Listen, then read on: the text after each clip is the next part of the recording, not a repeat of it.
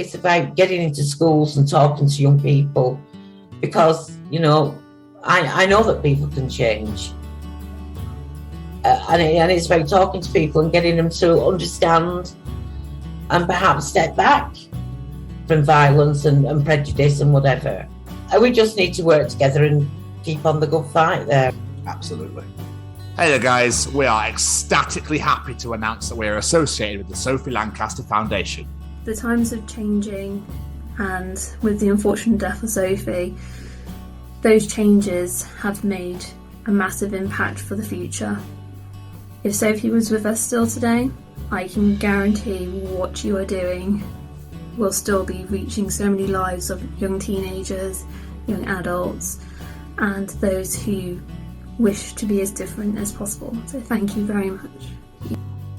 To find out more about this incredible foundation and all the work they do, and more importantly, how you can help, head on over to www.sophielancasterfoundation.com. Hi everybody, this is Dane Campbell. I play drums in Phil Campbell and the Bastard Sons. I also run my own podcast, Drum for the Song. And you're listening to the Chronicles of with Jamie and Tom.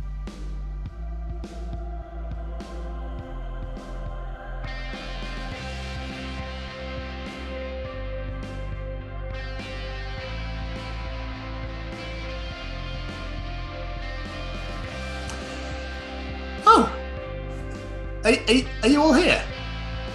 It's the Chronicles of Podcast. Before I forget, just put that hand up here for me and put that hand there, right? So flatten those palms out, nice and right in front of your camera and your TV screen, okay? And now what I should do is do a wave.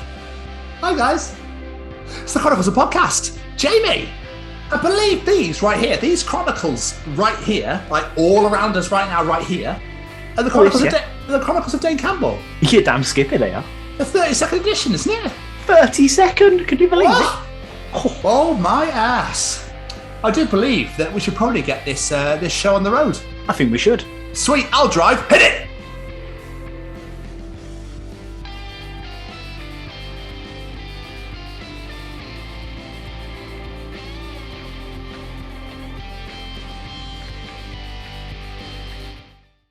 Jamie. Hello, sir. Do you think it's time that piece is let in? I think we should let it out from the cold. You want to let it out? I'll let it in from the cold. Okay. I was going to say, we should definitely let him in. Welcome to the Chronicles of Dane Campbell. I almost forgot his name. I genuinely did. In my head, I was like, oh shit, who's the guest this week? Welcome to the Chronicles of Dane Campbell. Dane is the drummer for Phil Campbell, the Bastard Sons. He is the son of Phil Campbell, legendary Motorhead guitarist. Jamie. I love this conversation. So massive thank you goes out to our musical compadre, Mr. Matt Roberts, because he hooked us up with this interview. So thank you very much, Mr. Matt Roberts. But no, this interview is amazing. Dane, as Tom just said, is a drummer in Phil Campbell and the Bastard Sons. Phil Campbell from Motorhead's band. And their music is incredible. And he gets to play music with his brothers and his dad. And it's just awesome. And I think Mr. Stevens is a little bit in love with that latest album. The latest album is phenomenal. I actually went and bought it on vinyl. I made a little YouTube short about it last week. It sparkles when it plays. Delicious. It's so stunning. It's insane. But that album is literally wall to wall, back to back bangers, every song. Love them all. Animals is my favorite. And I just love it. I love singing along to it and just like going nuts and losing my mind a little bit. Because it's fucking great. So if you haven't checked out Phil Campbell of Bastard Sons, why? If you're a metalhead, get involved. They're currently in the process of writing their brand new album as we speak. So very excited, looking forward to seeing that. Dane is currently in San Francisco, over in America on the West Coast. So I hope you're thoroughly enjoying yourself out there, sir. But this was a great conversation. Dane was a really wonderful human, really funny. He was very influential in the Welsh music scene when it was, becoming an absolute powerhouse. I feel it's sort of getting back that way now, but you'll hear all about that when we sit down and chat with Dane in this interview. And from a personal level as well, obviously, everyone knows we ask our quick fire round at the end of these interviews. The end of this conversation is really heartfelt. And I think me and Dane connected on a very personal level on this one. Because, this is a real emotional, heartwarming, open conversation. I really appreciate this part of the conversation so much. Please, people go check it out. And as Tom just said, Dane's in San Francisco in a minute, but Phil Campbell and the Bastard Sons have just announced a new UK tour, and it's basically a Motorhead tour. They're basically performing tons of Motorhead songs. So go and see it. It's going to be awesome. Get involved. Jamie! Any final words? No, just thank you, Dane. Everyone enjoy this one, and go check out Dane's music and go check out Dane's podcast, Drum for the Song. Absolutely. Ladies and gentlemen, here we go. Ladies and gentlemen, interviewing this week, the drummer of Phil Campbell and the Bastard Sons, the son of legendary guitarist Phil Campbell from Motorhead, podcaster for Drum for the Song, and we are the Bastards, and you're a bastard too. It's Dane Campbell. Dane, no, thank you for coming on. I know it's taken us about 4 or 5 months to actually get a hold of you, but almost. My bad.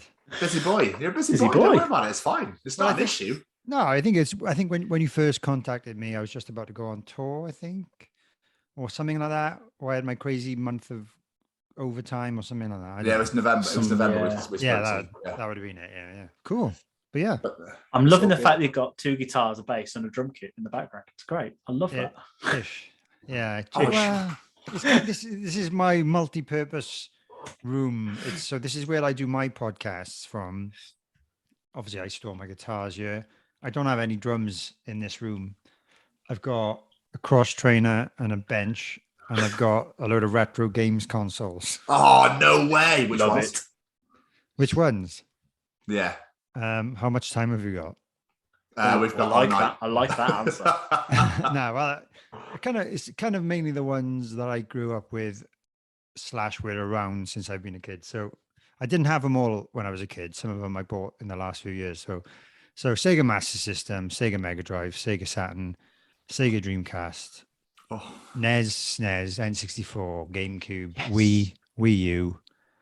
I've got a Switch dock, but my Switch lives downstairs.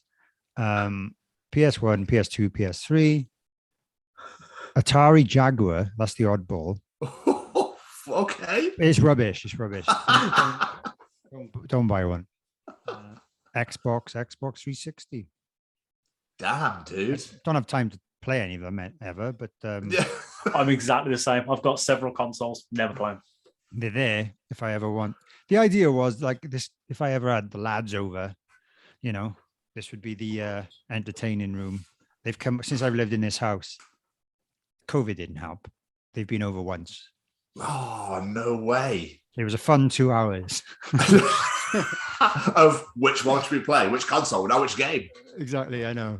It's ridiculous. But yeah, it's kind of weird room. But this is kind of like my room. I'm lucky to have it, and it gives me space to do the podcasty stuff mainly. So I'm in here doing that. Wonderful. Yeah, mainly.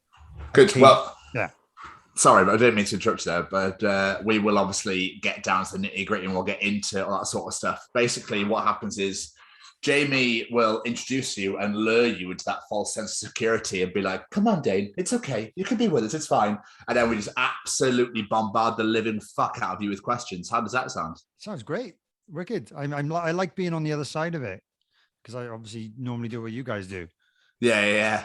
So yeah, it's got to be weird being on the other end of it. I did one earlier this week or last week. It might have been. So I've had a bit of practice at least. Yeah. We warmed up. So we interviewed Kylie Olsen, which is a rock journalist, and she was like, "This is so weird for me. I'm so used to asking the questions." Yeah. Exactly. Yeah. Well, I'm not a journalist. No, I'm just a blagger.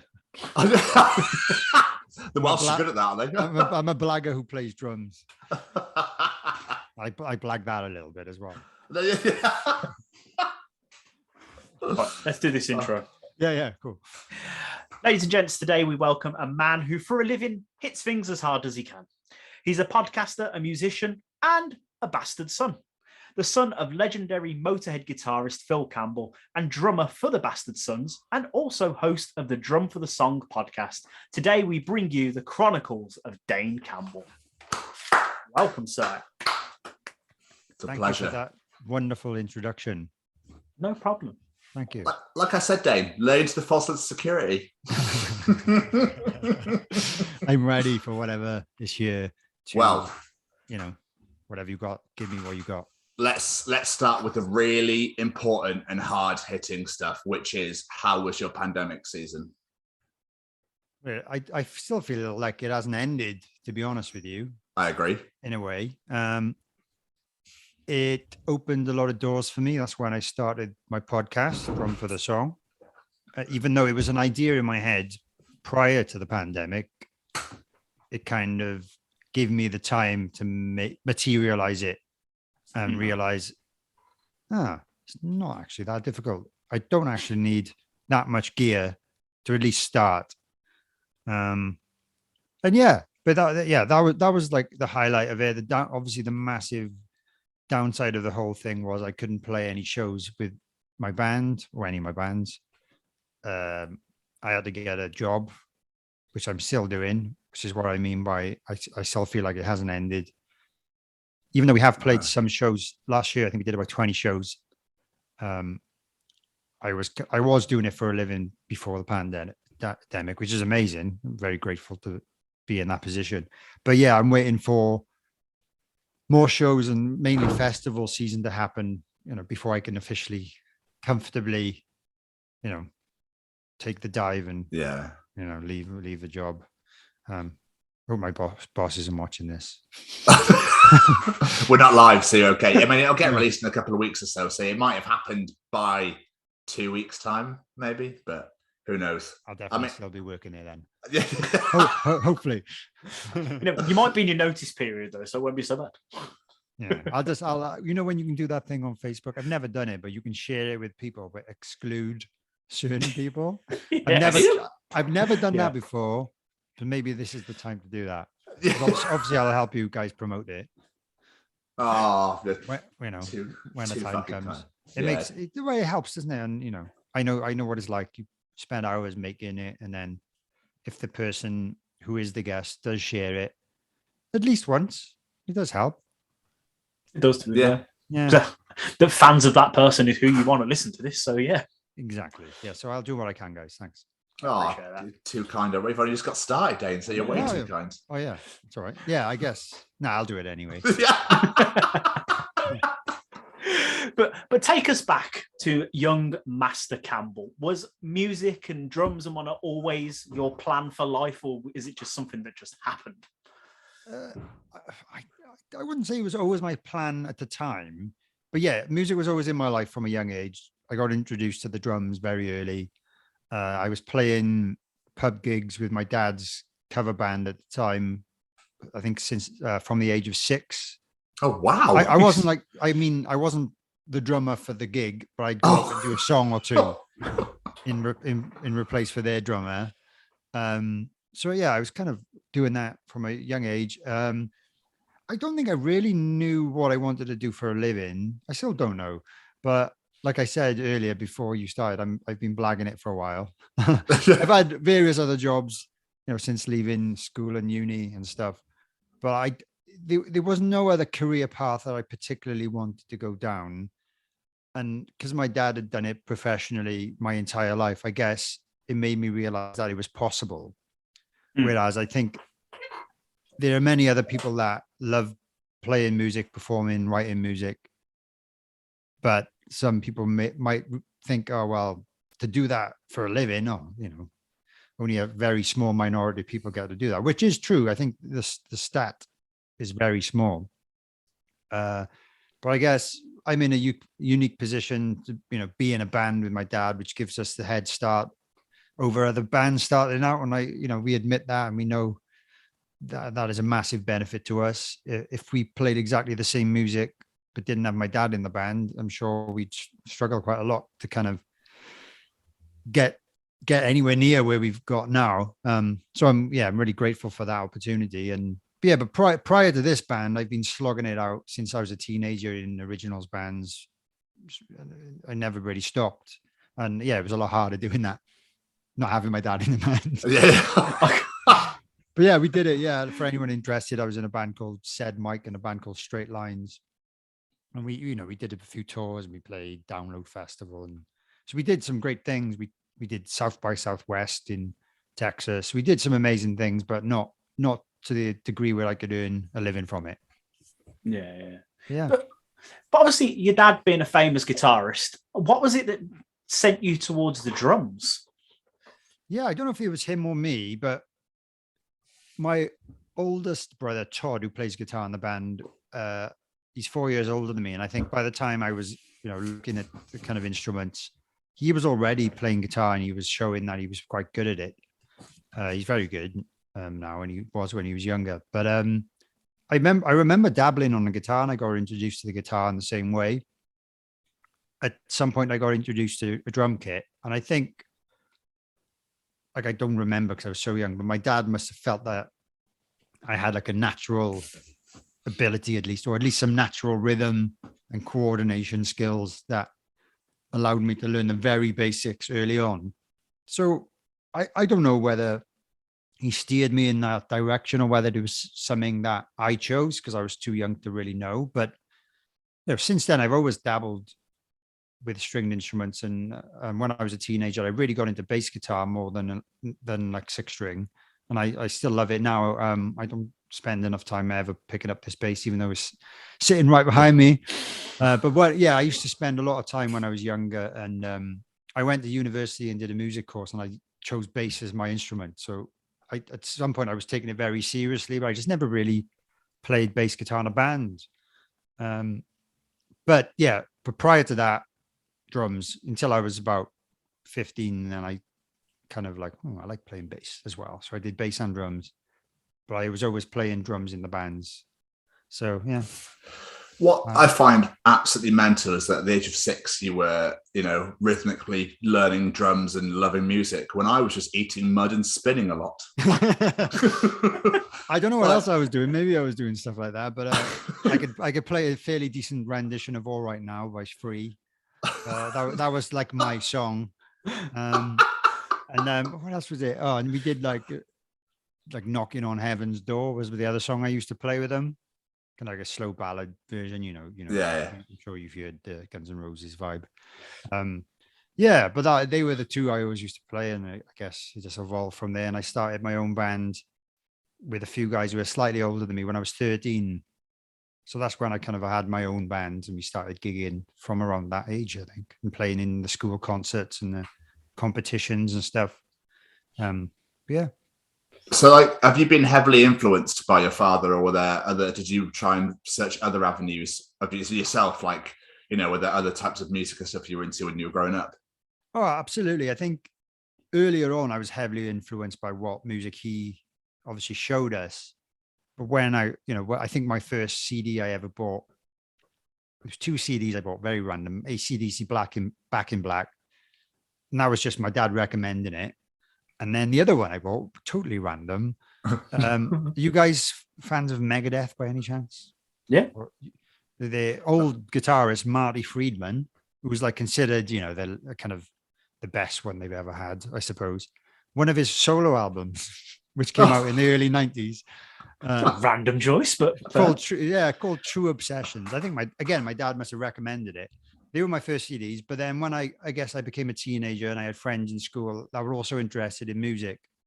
Because when I was in primary school, I was literally the only guy that listened to rock music. No one else. Same. In my year group at all. It was all Spice Girls and all that rubbish.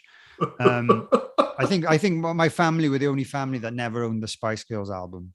But I honestly think we must be one of the only ones in the UK.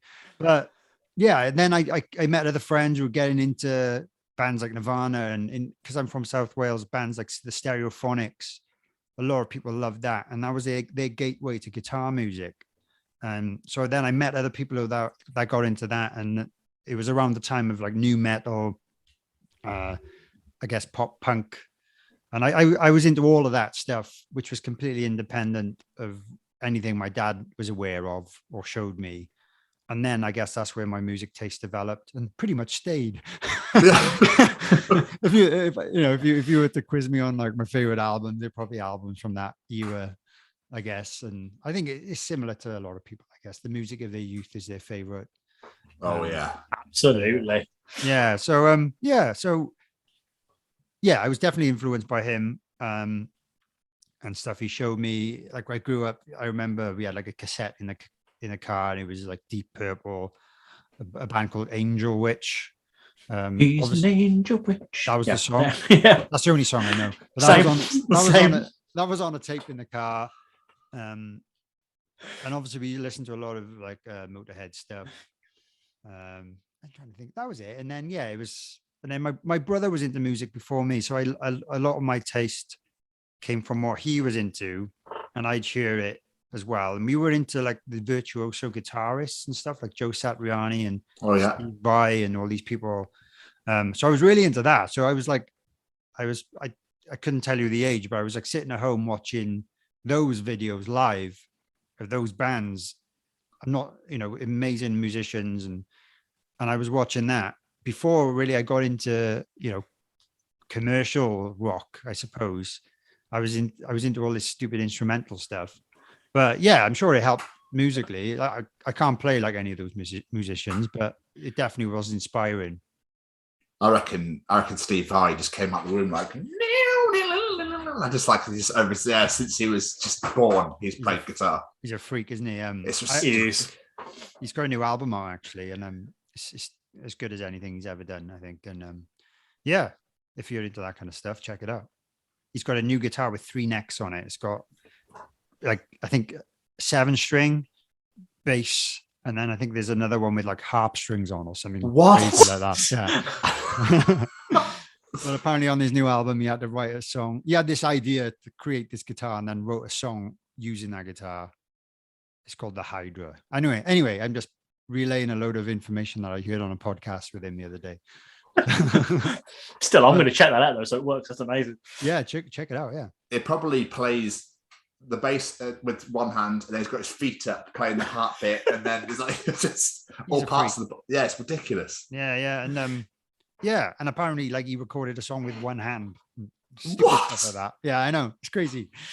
But yeah, talented guys, very inspiring, and yeah, I used to just watch videos of him and Satriani and a lot on repeat, because it was back in the days of VHS. So I don't know how old your demographic of listeners are, but pretty much same age as us. I mean, yeah. Before DVDs, so you literally just watch the video from start to finish, and that was it. Remember that? Then you had to rewind it back. Rewind, people.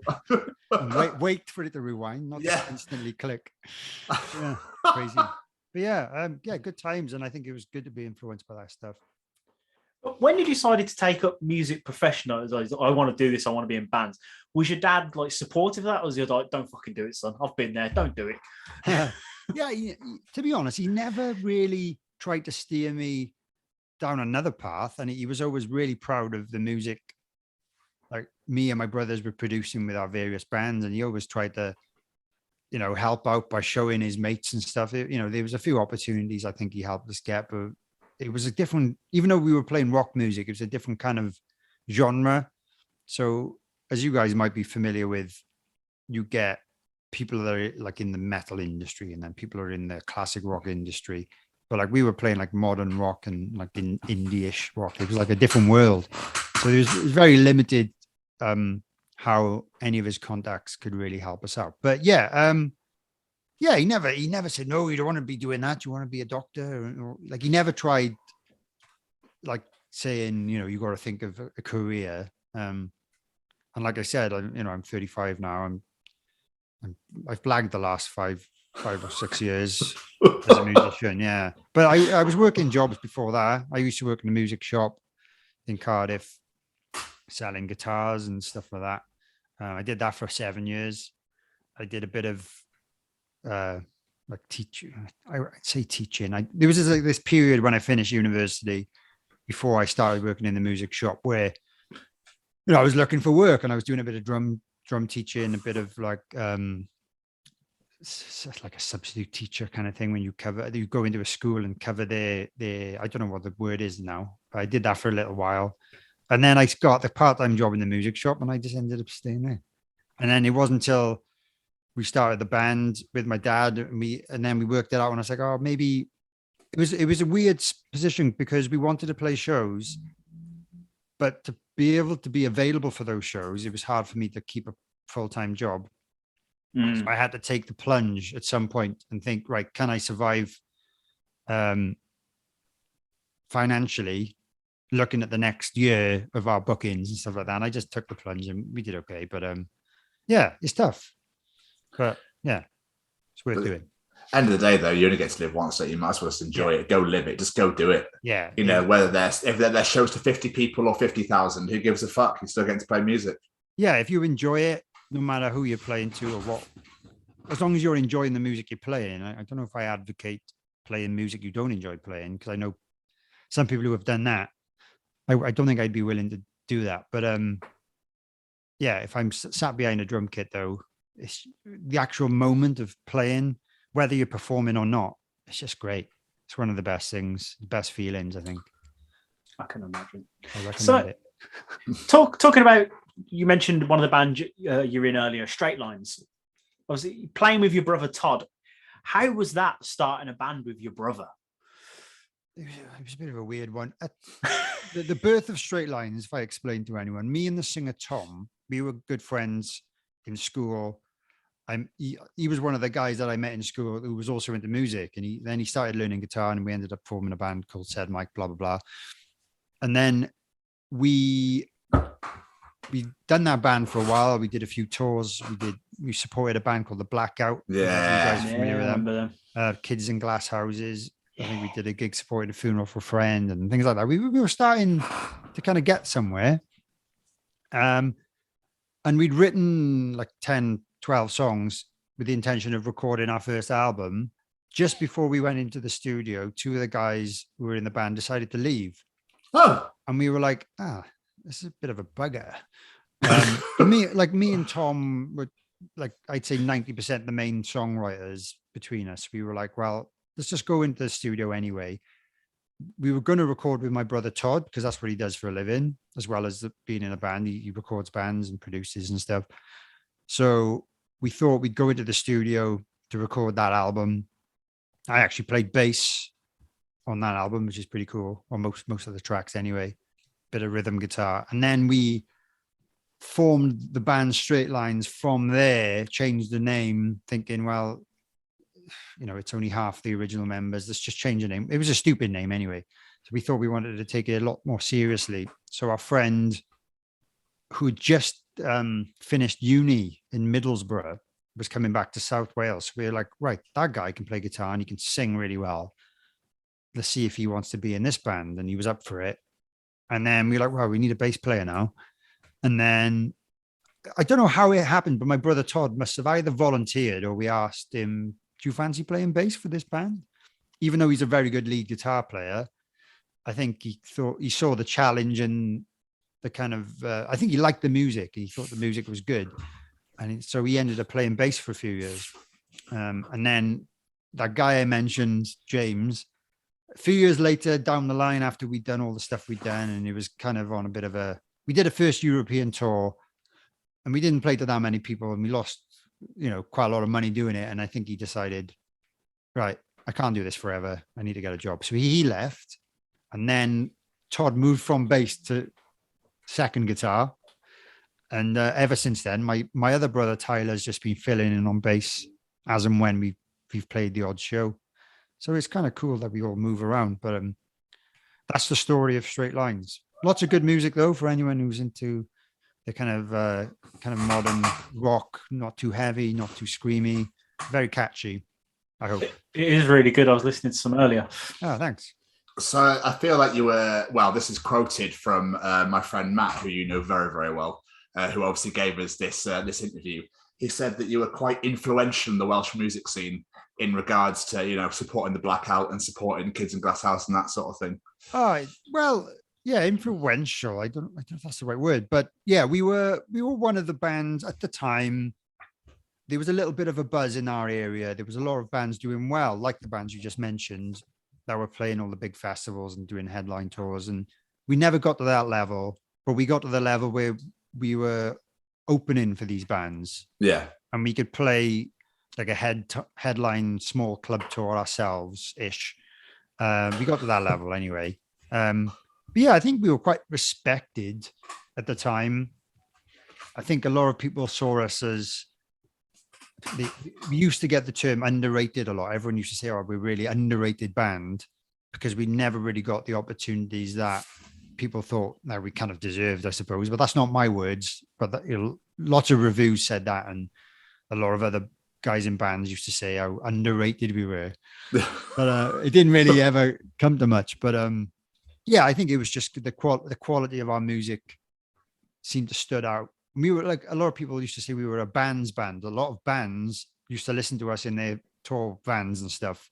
Oh, no way. Yeah, I think a lot of bands that used to meet them at a festival. And they're like, "Oh yeah, we love you guys. We always play you in our van and love the stuff."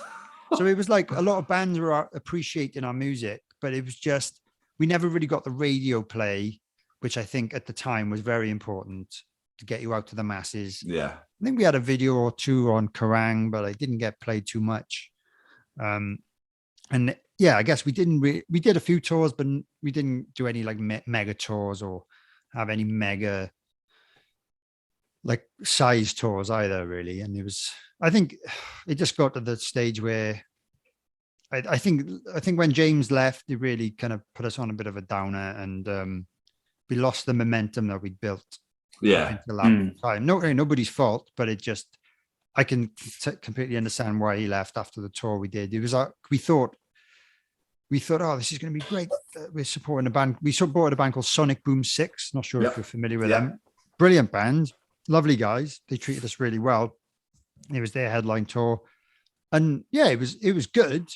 But I think we were expecting kind of slightly bigger crowds. And we knew we were taking a gamble financially by doing it. But it kind of wasn't really worthwhile. At the time, I think we lost like a couple of grand. And at the time, that was a lot of money for our band. That was like all of our money gone. All of our money was gone. We didn't have a lot to show for it. And, we played to a few, I don't know, maybe 500 people on the entire tour. That's 2 weeks in a bus going around Europe and stuff. But like some bands might dream to do that, which is great if that's what you aspire to. But it was disappointing for us. We were expecting a little bit more. And just the opportunities started falling through. A lot of the bands that we were looking up to in Wales started splitting up around that time. So I guess our opportunities were reduced because they were the guys always giving us gigs and asking us, "Oh, do you want to support us on the show?" And I think a catalyst for all that was the Ian Watkins thing. Not talk about that. No, but I don't think that helped the reputation of the scene that we had created, because they were the original kind of head of that. Yeah, they were the band that gave the opportunities to the Blackout and Kids in Glass Houses and all those bands, because that's how they got big, by doing all these massive arena tours supporting Lost Prophets and stuff. We never supported them, which is a shame. But yeah, I think that did affect it a lot, and it affected the whole mood in South Wales as well. There just didn't seem to be that many new bands coming up and break in, and I don't know whether it was because we had a bit of a black marker on the area, or whether it might not have affected it. I might just be making that up, but a lot of people agree with me that they felt that it did affect the opportunities for any other Welsh bands coming up. I think it did. Yeah. I think it absolutely did. No one wants to talk about it, but I think it did. No. But now you've got Holding Absence, who are coming through and absolutely taking the UK by storm. Currently touring with Funeral for a Friend at the moment. So yeah, but I think it's taken this long for a band like them. Like, they've probably surpassed whatever we got to, but they've been building and building now the last few years to the stage where, they're playing all these festivals and they're playing headline tours. But I think they're the first band I can really think of that kind of genre. I know it's moved on a bit since. I don't know what genre they class themselves as, but I think they're now the first band since all that have really started breaking. Yeah. So play to them. They're very good. Hopefully this will be the revitalization of Welsh music. That'd be incredible. I'm too old for that now. I think I mean, I'd considered a dinosaur if I ever started a band like that. Ridiculous. I don't know, but yeah, we do the Bastard Sons thing now, which is a different kind of audience, and I like that music too. I do miss the other kind of music, but a lot of people grow out of that music, and I've noticed that. Like a lot of, I notice it. Like I'm like friends with random people on Facebook that I met when maybe I was 17 and they were 16, going to watch the Blackout, and they're still on my Facebook somewhere, but they don't seem to have any interest in music anymore. I don't know. It seems that way. I think a lot of people grow out of that because it's more of a trend. Whereas I don't want to, I'm not dissing it in any way, but it seems to be the thing you grow in and out of. But where the kind of classic rock world that I'm part of with the Bastard Sons seems to, if you're in it, you're always into that until you're dead, pretty much.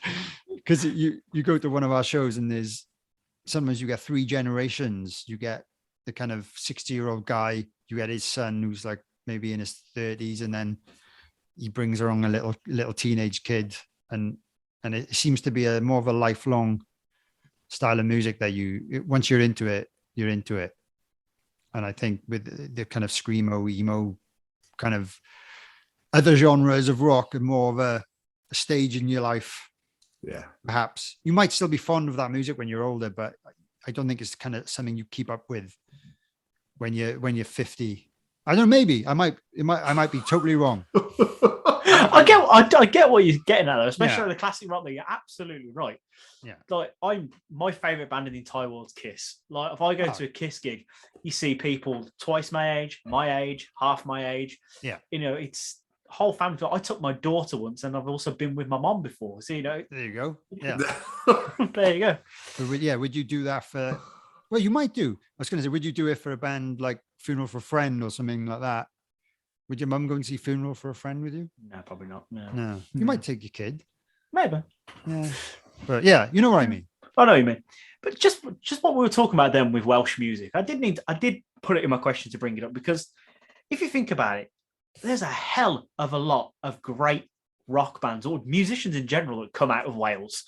You've got the Bastard Sons, the Manics, Stereophonics, Skid Red, all the bands you mentioned before. What do you think it is about that country that just breeds great music? It's I don't get it. Yeah, I don't really understand. The bands you mentioned, they're fantastic. I love them all. Obviously, there's this. I don't know if it's a stereotype that we all like to sing. I'm not a good singer. That's one thing I'm not very good at doing. But I guess that might help. We've got this history of singing and hymns and stuff. Male voice choirs is a big thing in Wales. Historically, I don't know whether it's because we're all condensed, and there might be, there's been a lot of poverty over the years, which can help create great music and lyrics and songs, which I think some of the bands you mentioned probably do right about. I don't know if there's any, our water tastes quite nice. Maybe it's something in the water. Because when I go elsewhere and I drink the tap water, man, it's not as good. I mean, I can't sing very well. I'm drinking water right now. I live in Cardiff, so there you go. Yeah, it's just Cardiff water is all right. I think it's better up where I live. Oh, yeah. No, I don't know. I don't know. I might be wrong, but I remember because I lived in Cardiff for a while, and I did notice. The water here doesn't taste as nice as it does back home. I don't know why that is. I might have had dodgy pipes in the house. Quite probable. I also had moldy walls. Oh no! And all that. Yeah, it's probably just a shit house. I don't know if I'm allowed to swear. Sorry. Yeah, of course you are. Okay. Absolutely. Yeah. I'm not much of a swearer, to be honest, but It's. I mean, we can be quite bad for it, but we always tend to feel the guest out, and then if they're not really joining in, we don't tend to do it too much. Well, you guys swear all you like, Oh well, we appreciate that, but it's just you want to feel the you don't want to sort of be like, oh yes, well I had a nice day today. It was quite lovely, and you're there going, yeah, it was fucking bollocks when it's shit. Exactly. Yeah, it's all good. So you've got Straight Lines, Bastard Sons. I've seen you've worked with Gavin Butler from the Blackout on his acoustic record. Oh yeah, all rock, but like different styles. Do you like flexing new muscles and trying new things when it comes to playing the drums? I do like varying it up as much as possible. I haven't had a hell of a lot of opportunities to do so. Like that, yeah, the Gavin Butler, I think there was only a few songs, and that was a long time ago. He did a split EP with Neil Starr, who was in a band, well, he was in the Bastard Sons. He was in a band called Attack Attack. Ah, yes. I don't know if you're familiar with those bands. He did a split EP, like acoustic EP, and I played drums on, I think most of the tracks I have drums on. That was cool, and I was more chilled out, and I loved that because at the time I'd only been playing like upbeat rock music, so that was great. But yeah, recently I have had some opportunities to do more chilled out stuff in the studio. There's another great singer and songwriter called Leon Stanford. He's released an EP over the last few months, and I'm playing everything on that. It's kind of like a vintage pop sound. Motown-y. That's brilliant. Really go and check that out. I think the EP is called Love is a Color. That's nice really good. Yeah, really, really good. Amazing voice. He's also in my brother Tyler's band, The People, the Poet, which are an amazing Welsh band. Incredible. I am biased, but they are very good. So check them out. It's kind of more like indie based, but bit of U2, bit of Pearl Jam, bit of Counting Crows, that kind of vibe. If you're into that kind of stuff, you're really, really excellent. So he's the singer from that band, but this is his solo work, which is a bit more chilled out again, a bit more, I guess, commercial pop kind of stuff. So I did that, and it's not released yet, but I've also played drums on. He was a singer in Straight Lines and said, Tom Jenkins, he's got solo albums out already that I'm not playing on, but I'm playing on the new one that's going to be released later this year. So check that out. That's a little bit more chilled out, more folk based. It's like folky rock.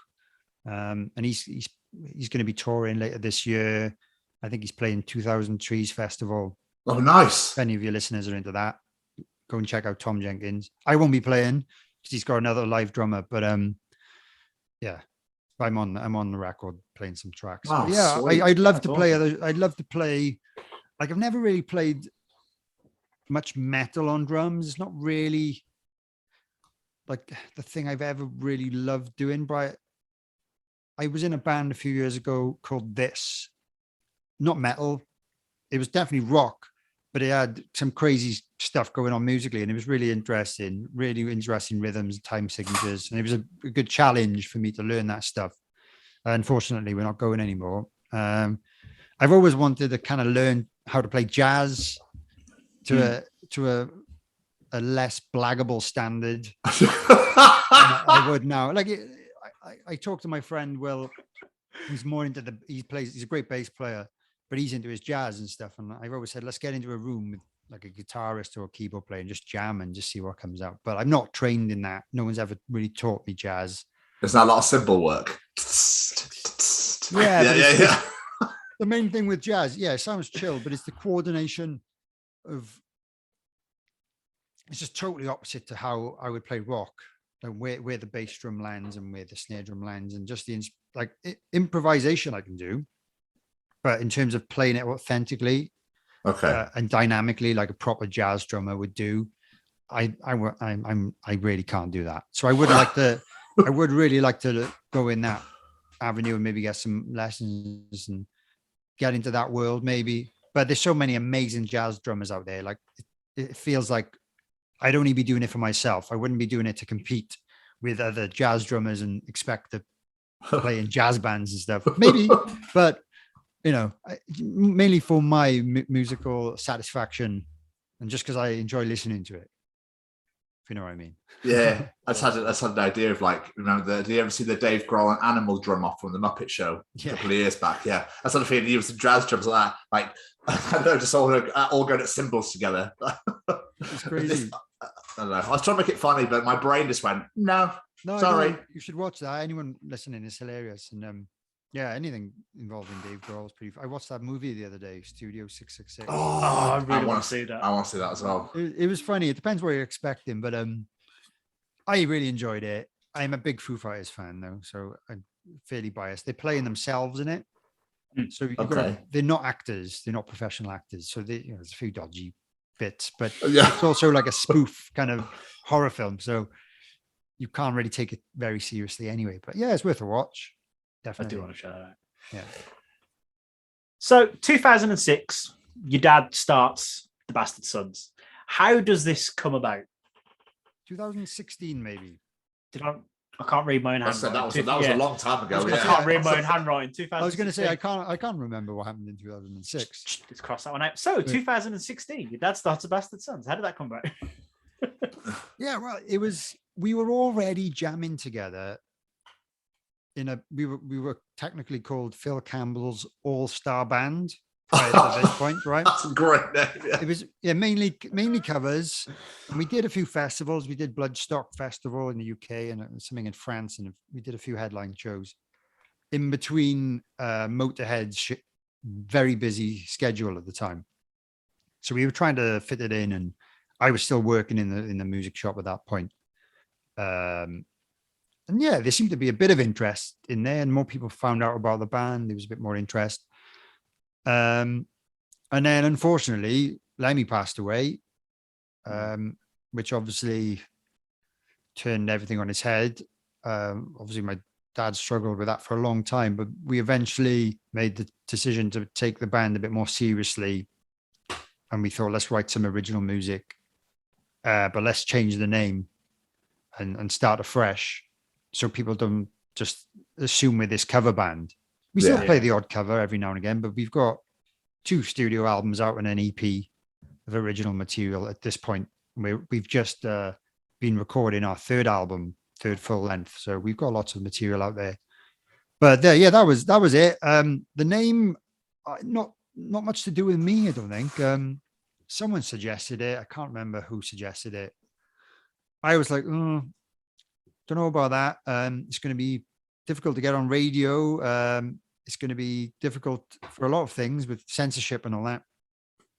But we ended up going with it anyway.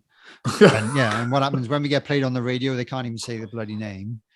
So I was right. But a lot of people love it. It's pretty cool. But it does bite us on the arse every now and again, because people don't really want to walk around with the word bastard on their t-shirt. Some people do, but there's definitely some people that don't. And they're like, I would buy a t-shirt, but don't want that word on there and stuff. So it affects a lot of things negatively. I'm sure there's lots of people that think it's really cool, and they go and wear worse words than that on their t-shirts. But I can understand. But I think it was something to do with a play on words to some degree. Not necessarily, but a lot of people link it with this. When Lemmy started Motorhead, apparently he wanted to call the band Bastard. I've heard the story before, Someone advised him, similar to what I just said. Yeah. I think you'll struggle with that.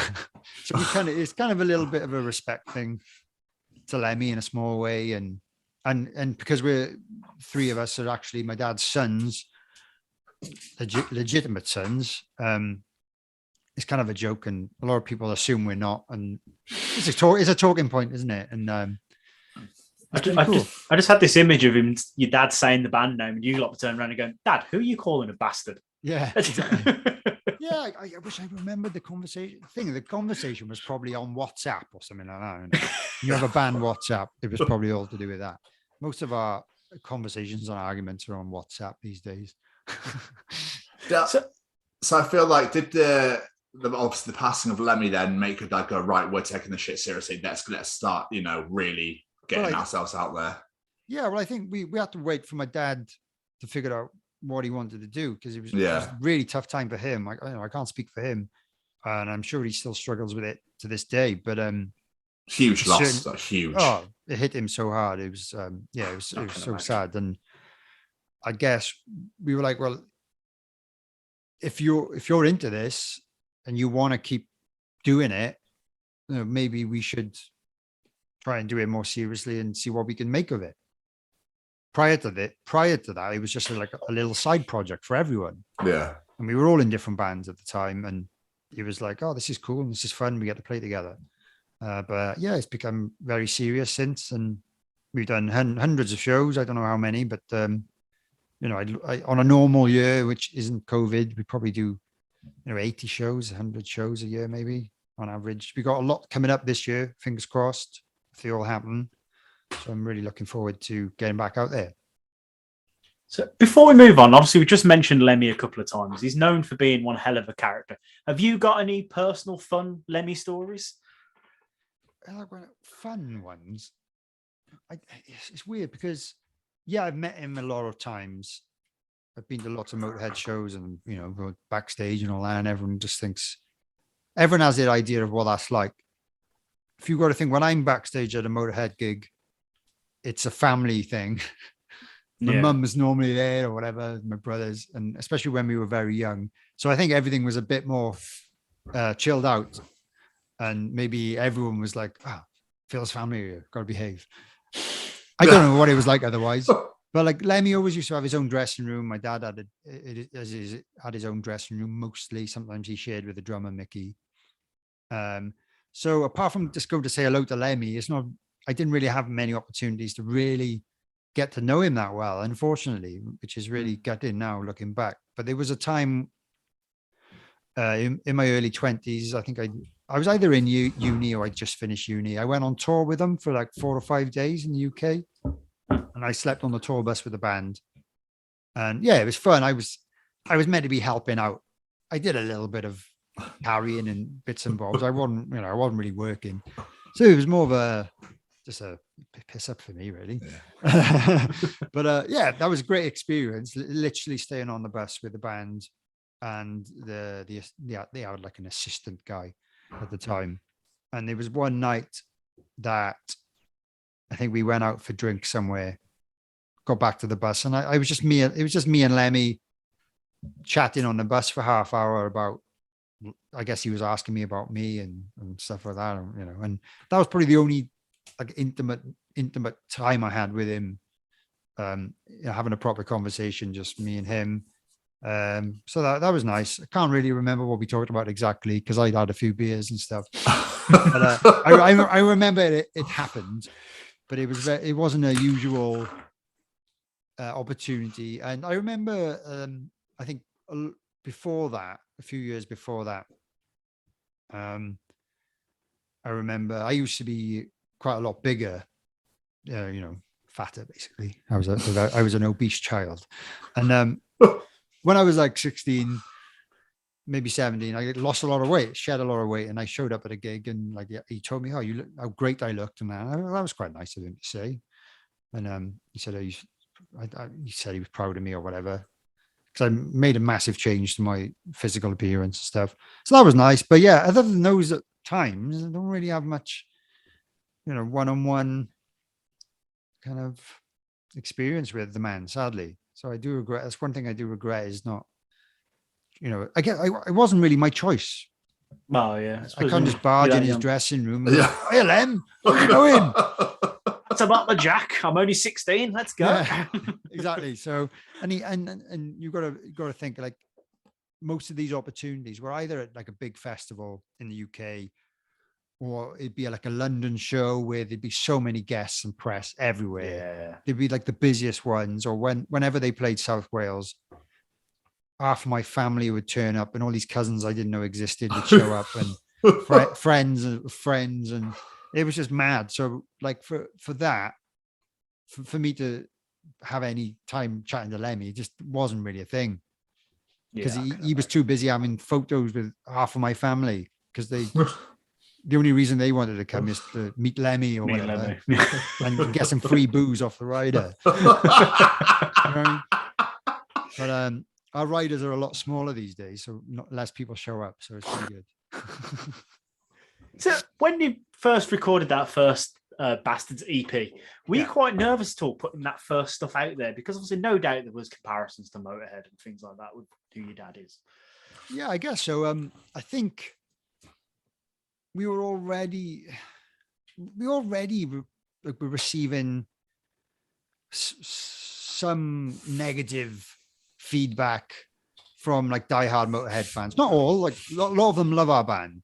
But there's a lot of them who think we're crap, or there's just this weird thing with some Motorhead fans are just like, the only lineup that existed was the original lineup with Fast Eddie Clarke and Filthy Animal Taylor. And like the fact that my dad was in the band for 33 years, they don't see his stint in the band as anything serious. It's crazy. And he's the second longest serving member apart from Lemmy by far. And like, I at the time I was probably affected by it a lot more. Nowadays, I just expect it. So if I scroll through comments, it's just like, it's just some negative stuff. And it's because we don't sound exactly like Motorhead did on purpose. Anything like that. Yeah. There's a bit of it. There's a little bit of influence there, and there's the odd song that we kind of write thinking, let's make this a bit Motorheady. So maybe those guys will go, oh, this is pretty cool. But I think it comes down to the fact that we don't have Lemmy on vocals, that they just think we're shit. But yeah, it's just stupid. And like, if that's the way they think, I don't really want them listening to my band anyway. But exactly.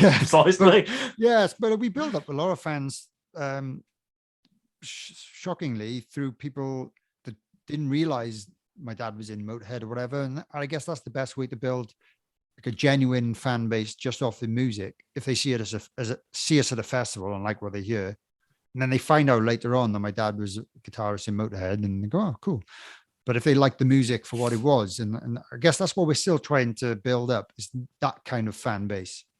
Yeah, we've obviously got a percentage of ex Motorhead fans that support my dad and everything he does, which is amazing, and that's what's given us, I guess, the little head start over other new bands. But yeah, we were like that EP. When I listen back to it now, I like all the different songs for different reasons, but I think there's too much variation on there, which didn't really clearly demonstrate.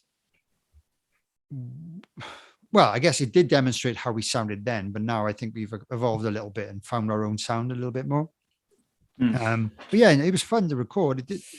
We didn't spend a lot of time writing it, if I'm honest. But yeah, it was a good time, and I think most people thought it was decent. Well, I listened to your current album, We're the Bastards, today. Yeah. I'm not going to lie to you, Dane. It's phenomenal. Thanks. I didn't know what to expect because I'm very much of the Funeral for a Friend side of things. Okay. Like, I love all those bands, but then I love like Bury Tomorrow, one of my favorite bands, and A Day to Remember. So I'm very eclectic, quite mixed. Yeah. So like the classical side, I'm not really massively into it. But obviously for today's purposes, like, well, I want to listen because I want to, get to know you a bit better, like, with music and etc. Fuck me, I bought it on vinyl. That's how much I loved it. Really? Oh wow. Yeah, from Bangkok. I bought it today. I was like, that's fucking brilliant. I just loved it. Just absolutely loved it. I was literally blown away. I'm not trying to suck your dick. I just genuinely thought it was excellent. All right. Thank you. Well, yeah, that one I'm more proud of that one, I think. And considering that was the one we did that all in lockdown, and it was really weird. It was only ever two of us in the studio at one time, and it was during like the full-on lockdown where like you couldn't mix households, and yeah, you were only really meant to go out if you were working, and we were like, well, this is work, but still we'll be careful, and because my dad is, he's 60, he was kind of in the at-risk category. We were like trying to minimize our contact with him, so we did it all very separate. And our singer Neil, we literally sent all the instrumental tracks to him, and he like wrote the album, his vocals to the album in his house. That's mental. And then came into the studio. I wasn't there for any of it. My brother Tyler wasn't there for any of it, so I didn't hear any of the vocals till it was done. And I was like, I just had to go with it. It's crazy. But yeah, it was fucking mental. Yeah, the way it was done, I think we can safely say that we're proud of the results, and I think there's not a bad song on there, I think. Nope. I'm Brilliant. Fairly happy with my playing, and the production's great. And yeah, thanks. And I think a lot of people did like that album. It's a shame that we never really got to. We decided to release it in lockdown anyway, right? We were meant to be touring it. Tour obviously got postponed. so it came out in 2020 in November, and we didn't tour it until November 2021. But that was our choice to release it anyway. I still feel like we haven't done a proper touring cycle on it. So it's a shame. So I think we haven't really made the most of it. And now we're making a new album, which I doubt it'll come out until the end of this year. I don't have a name for it yet. Or again, similarly, our new singer lives in like Bristol way. Yeah. And he's kind of working, and we've been recording it as instrumental tracks, and we're just sending him instrumental tracks. We're doing it again, really. And I guess when he comes into the studio, at least I'll be able to go this time and, you know, at least apply my feedback, or just in case it's something I don't like, or But yeah, it's a democracy. So if everyone likes something that I don't like, it's tough, and you just got to go with it. But we're doing something similar. But at least when I've been there recording my drums, my dad and both my brothers have been there to give feedback on my parts. Whereas when we did the first album, it was just me and Todd. That was it. So I did all the drums, just us two, and they had to put their faith in us. But Nuts, though. It shows the faith you have in your band members, though, to be able to do something like that and to pull it off successfully. It's really impressive. Yeah, and I guess it helps though with family. But with Neil, who wasn't family, like he's a very good friend, I had the faith in him to do it, to do the vocals the way he did, and he smashed it. To be fair to him, absolutely, it has a real gritty, country-esque new metal feel, I think. Interesting. Yeah, these are like one or two country-esque kind of tracks that were intentionally like that. It's got a few heavier ones, but just generally rock and roll. New metal is interesting. I got a fit off one of the songs. I got a feel off it. I can't remember which one it was. I bet it can't get enough. It's in the middle of the album somewhere. Yeah. Interesting. It just hit me. I was like, oh, it's got a bit of a 2000s new metal feel, that has. Yeah, I bet it's that song. I wonder. It probably is. I'll go back afterwards and be like, yeah, check it out tomorrow and let me know if it was that track. Yeah, I will. So as you just stated, you've got a new singer. Last year, Neil left the band. The statement that was released said you're pursuing a new vocal direction for the new record. You've now got Joel on board. So what is that? What can fans expect for that new direction with Joel? Yeah, different. It was a long drawn out process to find Joel, to be honest. And a lot of people like Neil. You know, there was an element of people that didn't like Neil's, but I think that was mainly just because he didn't sound like Lemmy. I was going to say, not Lemmy. Yeah. Nothing against Neil. But we did want to try something different a little bit. I guess Joel is like a bit more gravelier, maybe. Like we've done some live shows with him, so people who want to check that out, I'm sure there's loads of stuff on YouTube and that. We haven't released anything officially with him yet. We haven't actually recorded any official songs with him yet. We've done a few sneaky B-sides for we've got like a Patreon page now. So the guys who sign up to our Patreon have had a few tracks with Joel singing on, so that's an exclusive there. But just I guess a harder kind of, I wouldn't say too brutal, but we wanted something a little bit more edgier, a little bit more I guess Neil does have that to some degree, but I think it's just to the next level of that, to something that kind of has that extra grit and gravel. I think. Okay, interesting. Yeah. Like it's not a million miles away, but I think once you hear Joel, you'll understand what I mean. I look forward to it, sir. I do as well. So before we start wrapping up, we need to talk about your podcast, Drum for the Song. So I love the fact that, you play drums for a career and you went, you know what I'm going to do in my spare time? Talk to people about drums, because that's how much I love the fucking drums. So for those unaware, though, give people a break of what's the show about? What do you do on it? Yeah, great. Thanks. So it's called Drum for the Song. It doesn't really relate too much to the content, but it's something I believe in, being a drummer who's not very good. I've never been into these kind of drummers that they call it overplay, and that's subjective, but very busy drummers that play a million notes and fills all the time. I've always been like, well, I just think that spoils the music, depending on the style of music. I think some types of music it works, but I've been around long enough to see that happen in so many bands where the drummer spoils the band. So that's the name comes from my point of view that I think you should always drum for the song, whether that's in a live situation or like a recording situation. Anyway, but that's not necessarily, what we talk about for an hour on the podcast. But yeah, I do interview drummers. And the idea was that, I spent the last few years, obviously there's been a big podcast boom. I'm sure you guys have obviously, now you make your own, obviously you must listen to loads as well. And I was listening to some music-based podcasts. I was like, oh, I could do this. Maybe I could do a drum one. Talk to drummers, which narrows it down. It narrows down the kind of guests you can have. To some degree, it narrows down the audience. But I try and keep the content not too drummy, if you know what I mean. I'd say it's not exclusive. It's not exclusive to other drummers. You don't have to be a drummer to enjoy it.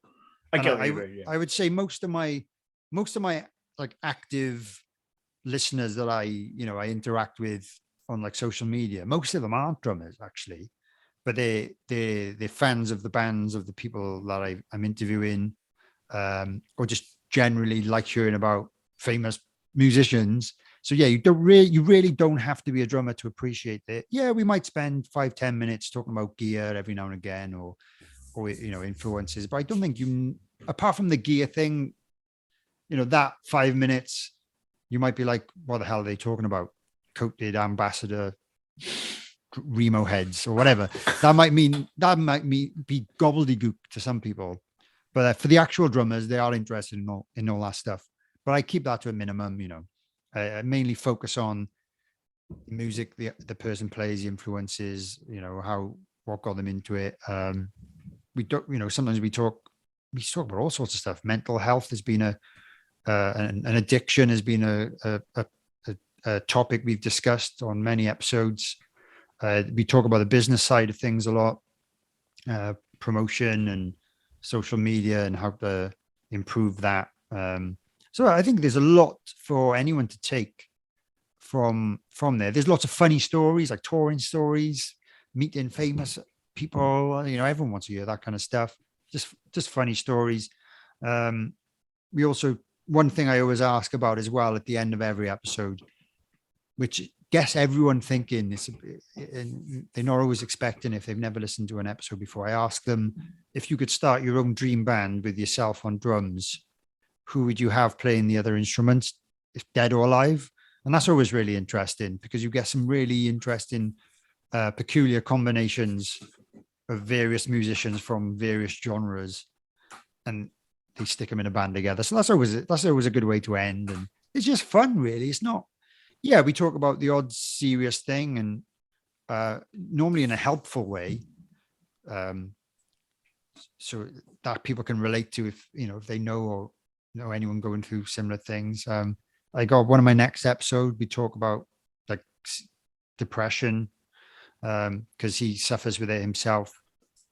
So yeah, we go deep sometimes.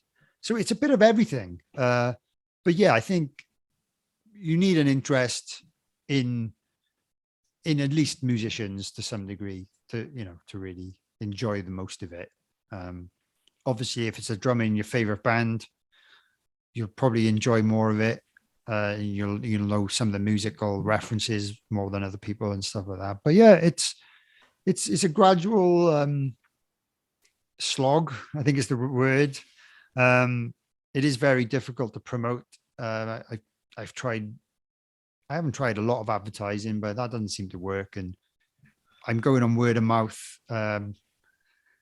algorithms I'm relying on, which I don't think I've quite caught on to yet. But yeah, I'm trying my hardest. I'm trying to balance it with the other things in my life that are going on, which I've been quite open about, because I think last year I was trying to do 2 a month. I don't know how many you do, but I was trying to aim for 2 a month, and I felt as if it was kind of taking over my life to some degree. and I had to kind of calm it down a little while, especially when the gigs started happening again, and my calendar was getting filled up with gigs. So I kind of made an announcement saying, look, I want to keep doing this, but I'm gonna reduce the output to 1 a month, just so I can manage it better, not drive myself crazy. And as you know, it doesn't pay unless you get loads of sponsors and stuff. So it used to take up a lot of my time. It still does. It's a lot of hard work. So for anyone listening to this, the boys put in a lot of work to make this happen for you. It's not as simple as pressing record on Zoom and pressing a button on your computer, then it goes out everywhere. There's a lot of work in between. If only it was that easy. If only it was that easy. I know. So I think there's this illusion that it's just Zoom does everything for you to make it sound good, and all the other stuff that goes with it. But yeah, it's hours and hours of work, and I really want to keep it going, but I need to find that balance in my life that works for me, and hopefully the listeners will just enjoy what goes out there, and hopefully, and the way I see it, I'm a podcast consumer as well, right? There's so many out there now, millions probably. There's new ones being recommended to me every week. I don't have the time to listen to them all, or let alone keep up with all my favorite ones. There's a lot of them I used to listen to regularly, and I've lost touch with because I haven't had the time to keep up with. So I feel like, I'm sure I'm not the only person in that position. So I don't want to be putting all that effort in, hours and hours of editing and all that, putting an episode out for my listeners to not have time to listen to that because of all the other stuff they listen to. So I think if I put one out a month, I'm sure there's more chance of them fitting that into their podcast schedule that month before I release the next one. Do you know what I mean? Yeah. Oh yeah, I do. I completely understand where you're coming from that. There's loads I love that I really love, and they release episodes every week, and I can't keep up with it. And there's probably so many episodes I've missed out on. I'm not going to be able to backtrack because I don't have enough time to do it. So I didn't want to be putting all the work in and that be the result for me. I'd rather like my key listeners to at least have the opportunity to keep up to date with them all if they want to, you know? That's my excuse anyway.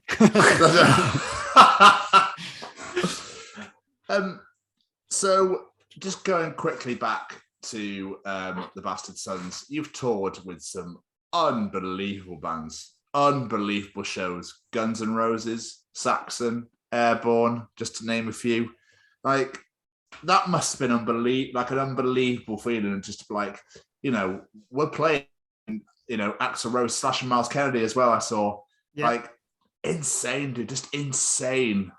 Yeah, it was, and a lot of those opportunities because my dad's friends with these people, which is amazing. But still, I'm not sure we would get these opportunities anyway. But yeah, the Guns N' Roses thing specifically was like out with this world. It was just crazy. I don't get nervous before I play, but the first show with them, I was very nervous. I can't begin to imagine. It was like 50,000 people in Zurich. Oh, wow. Well, yeah, it's understandable. It was a tough crowd, to be fair. I think because they're one of these mega bands, they have a lot of casual fans. Because they're so big, people will go for the occasion and to sing along to Sweet Child of Mine or whatever and get pissed up. Not necessarily be, true rock and roll fans, if you know what I mean. Yeah. So yeah. There's going to be a higher percentage of people in that crowd that don't really care about the support band. And so I did find it was difficult to get the vibe from the crowd compared to when we've supported Saxon, for instance, where everyone is a diehard heavy metal rocker. And they get there early specific to see the support band and stuff. It's a completely different show. And likewise with Airborne, and maybe more so, with the Slash and the Miles Kennedy thing. I think they're a bit more diehard fans of those kind of gigs.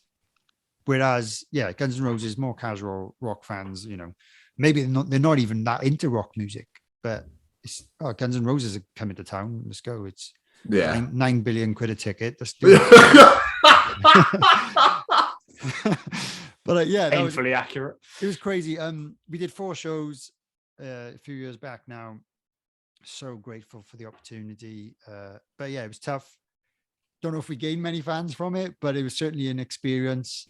Even if it's in turn giving us and the band confidence to go out to those large crowds, should we ever have the opportunity in the future. But yeah, absolutely crazy. Didn't see Axl Rose once, apart from when he was on stage. I got told off once for folding my denim jacket and folding it and leaving it on top of his piano backstage. That was a funny story. I didn't realize it was his piano. It was like covered in a sheet. I just thought it was something. And then some security guard came up to me. He said, "Get your jacket off the piano."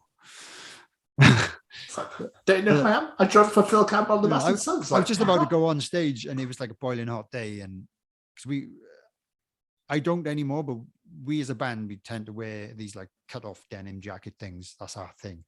But I fucked that off now. I just wear a vest because it's hot.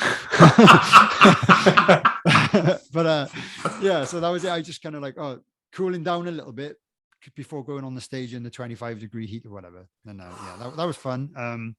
Yeah, it was crazy. They used to, each member of the band get driven literally from wherever their hotel was in the city.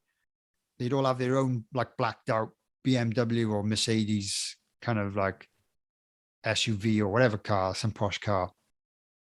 They'd all get out, just go on stage, play the gig, finish the gig, go back in their cars to wherever they go. So there was not a lot of, I didn't meet any of them really. Slash and Duff did go to my dad's dressing room just after we played one of the shows, actually. So I was putting my drums away, like backstage somewhere, so I missed it all. No. But yeah, I've met them. I have met them in the past when I was younger, so it's not the end of the world. But it would have been cool to get the photo and all that from that occasion. But yeah, luckily I've met a lot of people over the years, as you imagine. But yeah, it was a shame. And yeah, I didn't say hello to the drummer, which was a shame. I wish I had introduced myself because apparently he's a really cool guy. I'd love to get him on the podcast one day. But yeah, I've mentioned this before. I might not appear on Zoom, but I'm quite like an introvert, really. So I'm not the kind of guy that go around introducing myself to people in bands backstage at gigs and stuff. I just kind of chill out on my own or with a band and keep my head down. I'm not a big party animal. Well, not these days anyway. Yeah, so I just wish I'd kind of maybe made the most of that opportunity, because the drummer was walking around backstage a bit more. I did see him, but I didn't have the guts to kind of go and introduce myself. It's a shame, really. But, there's always next time, sir. There's always next time. Yeah, and I think I doing the podcast and forcing myself to speak to the strangers, even though it's online, I think has given me the confidence to kind of get myself out there a little bit more in person. Good man. Exactly the same. Yeah, I haven't had many opportunities to do that yet, but I think, in terms of whether it's just for a networking purpose or just for a personal, to just give me more confidence, really. I think I could do it now. And hopefully I'll do it. Short. Yeah, exactly. Life is way too short, man. Just get yourself out there. Yeah, I'm going to do it, and I'll get some business cards made and hand them out to drummers in all the bands. And it's a good idea, actually. And one thing that is, on a positive, try and be positive, about the podcast itself, like the last couple of weeks, I've had 2 emails from actual like proper legit press agents that have found me somehow, like offering the drummer in their band they represent, saying, "Oh, would you be interested in having them on your podcast?" That's awesome. Of course I bloody would. Yeah. But, so that I don't know how that's happened. Whether that's they might have just Googled drum podcast, I don't know, but they've got my email address somehow, and I've had 2 inquiries of that nature to like I big bands that I wouldn't normally really be comfortable approaching without some form of like friend or contact that already knew them. So yes, so that's good. So fingers crossed, I'll have more opportunities like that, and get Dave Grohl on one day. Nah, that's the dream. Yeah, that'd be amazing. That's the dream. That is the dream. Dave Grohl, Travis Barker, Taylor Hawkins, Lars. If I, they're the gold guests one day. I love that. I was literally just about to say, have you got any dream guests for the podcast? And you just said them. I was like, oh, there you go, read my mind. Sorry, yeah, but I think those guys, mainly because they're in very big bands, but they've influenced me over the years a lot, and I like the way they play, and I think Lars would be funny. Yeah, I think it'd be funny, definitely. And Dave Grohl and Taylor Hawkins seem like they've got a good sense of humor. Not sure about Travis Barker. Don't know. I can't tell. Yeah, he's a weird one. He's a bit of an enigma, that man, isn't he? Yeah, he probably would never come on unless I offered him $1 million, which I don't have. No, I mean, he's engaged to a Kardashian, isn't he? So yeah, $1 million is nothing to him. Yeah, exactly. He'll want 5. Yeah, $5 million per minute. Yeah. I bet he's a really sound guy. I bet he's actually a really decent guy. Yeah, I'm sure he is. He was on Joe Rogan. I listened to that episode, and he's quite quiet. Like, he'll talk and he'll answer your questions, but he seems, like a quiet guy. And we got a few things in common, like he doesn't eat animals like I don't, and things like that. So I'm sure we'd have a few things we can talk about. And drumming, obviously. I was going to say, I don't know what I thought you were going to say. We both play drums. I didn't want to use the V word, but yeah, we both play drums, and stuff like that. Yeah, so I'm sure if he ever did come on, and I grew up listening to his records basically a lot when I was a teenager. I used to come home from school, get the electric drum kit, stick on a Blink-182 album, and try my best to keep up with him. We'll campaign now. We're going to campaign to get Travis Barker on drum for the song. Come on. Yeah. Tom, have you got any more questions, my friend? Just one more for you, Dane. Did you ever think, regardless of who your father is, that your life would be where it is today, that you'd be doing what you're doing right now?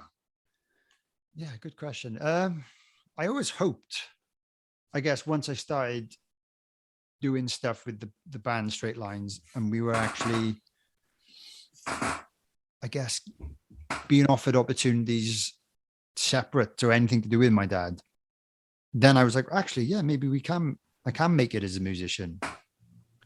I think I'm good enough drummer to play drums in a rock band. I think there's limits to what I can do. I admit that. But a lot of people think I'm a good rock drummer and solid, and I think that's all you need to be in a rock band. So yeah, I did hope he would get to that stage, but there's still a lot of, I'm taking it in my stride and living in the moment at the moment, and just making the most of it while I can. I don't know how much longer my dad wants to do this particular band. He's getting older. He obviously, part of why he's doing it is probably to help us out deep down, whether he will admit that or not. But he definitely enjoys it, and he definitely enjoys playing with us. But I guess long-term wise, I'd love to say that if I can build up a reputation as a decent drummer in this band, or as a recording drummer or whatever, or podcaster, maybe not, but that it will give me the opportunities in the future to maybe get other work that doesn't involve my dad, because he's not going to be able to do it forever. Yeah. Hopefully, because I can't really do much else. I'm pretty rubbish at everything else. Don't really have any other skills. I really hope so. Otherwise, and yeah. I try not to think of that too much, because no, sorry, dude. I think if this band stops, and there's no opportunities to play professionally with anyone else, I think I definitely would start up like a wedding band, kind of function band. Oh, nice. And because you can definitely earn a living doing that if you're dedicated to it. I think it's difficult to do that and an originals band, because you've got to commit to dates so far in advance for either. And that's why I've dabbled in that world, but I've never, because I've always been in original bands, I've never been in the position where I can commit to some wedding next year, because they book in advance, don't they? And but yeah, there's definitely decent money to be earned doing that, and I'm sure I'd enjoy it. So I think, yeah, I guess if it all goes tits up, I'll be in a wedding band somewhere and playing until I'm physically not able to play the drums anymore, which is another important part that we talk about on the podcast a lot, is the physicality of drumming and how to look after yourself and warming up and trying not to injure yourself. That's another very important aspect, that if you do anything that, well, even sitting at a computer these days in an office all day, you've got to look after yourself and be careful with your posture, and it can cause lots of injuries. So I guess is relative to everything, but that's another thing that we talk about. So I've had a few injuries over the years in my shoulder and my wrist and things like that. So you've got to be careful, because I want to be doing this for a long time. I don't want to mess myself up in the process. Absolutely. Just lots of yoga. Yeah, which I should do a lot. I've dabbled in it. I'm not that I should try and do it more, because I think the more you do it, the better you get at it, and the stronger you get, and the stronger flexible, mobility, everything. Yeah, not very flexible. Opens up a whole new world, Dane. Trust me. Yeah. Do you do it? I did. I used to. I used to go to the gym loads back in like 2016, and I dabbled in yoga, and like my arms couldn't go very far back, and now they're like going all the way down here. And my friend was like, "Fuck me! Like, what's up in there?" Yeah. So cool. Yeah, it's definitely worth it, mate. Trust me. No, I'll try and look into it again. Definitely. Do it. Cool. Dane, before we let you go, we like to play a little game with our guests, if you're willing to play. Of course. It's called the quick fire round. We literally ask you 5 questions and you answer them as quick as you can. And you're going to know the answers because they're all about you. Okay. All right. Yeah. Great. I do something similar with my show as well. Oh, I love it. I love it. Yeah. So first question, what is the best impression that you can do? My wife tells me how bad I am at impressions. Whenever I try and do one, she's just like, me, especially accents. Right. There's definitely something in the back of my mind that I do and she laughs. So that must be fairly good. But what is it? I don't know. Oh, this is not very quick fire. Sorry. I don't know. I can't think with the thing that's in the back of my mind. I can't think of, but it is something. So I'm just going to say Cartman. Hey, guys. There's some cheesy pears. Batman. I don't know. Big South Park fan. Cartman, yes. Legend. He's got to be like the coolest, like the funniest character ever. Randy Marsh. Randy Marsh, though. Randy Marsh, though. Yeah. Different. Yeah. Different in different ways. Both amazing. Yeah. Oh, they're great. I just love South Park so much. Yeah. I need to catch up with the last couple of years of it. To be honest, I've lost track. But the last few seasons, I've missed out on. I believe they're all on Now TV. If you have that, or some of that, they're on there somewhere anyway. Cool. What is your go-to karaoke song? Funnily enough, I do quite a good chocolate salty balls. Oh yeah. But my other one, which goes back a bit further, it's on YouTube somewhere, is Wonderful World. Oh, James Morrison. No. It's a wonderful world. Yeah. That's the trees of green. Yeah, basically that. That's like Lou Reed or something. Yeah, Louis Armstrong, right? Louis Armstrong, yeah. Louis Armstrong's it. I see trees of green. I'm not wondering. Red roses too. That's terrible. That's in blue for me and you. And I think to myself, what a wonderful world. That was phenomenal. I haven't done that for years, so it was a bit ropey.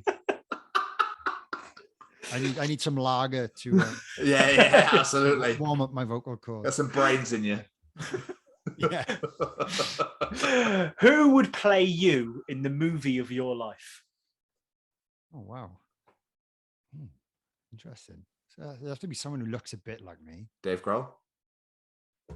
He's an actor now. He's an actor now. So. Don't know how good his acting skills are though. After watching that film the other day, his drumming skills are great, but his acting skills not so much. No. To be fair, he was all right. He was okay. Right. Who's got long hair and a beard? Essentially, Jared Leto. Yeah, he would be very good. Well, I don't think you would ever want to play me, but that would be me being very kind to myself by recommending him. But yeah, he would be pretty damn cool. We'll go with it. I don't like his music though. No. If you could go in a time machine, go back to young Master Dane Campbell and give yourself one piece of advice, what would it be? That's a great question. To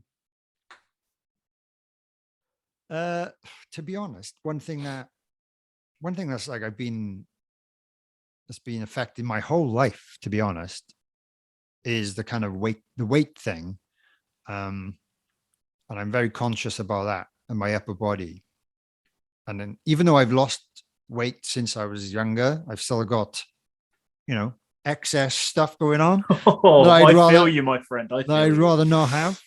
So it's difficult though, because I don't know, I can't blame myself for a lot of it, because I was literally an obese child, and like I ate the same as my brothers apparently.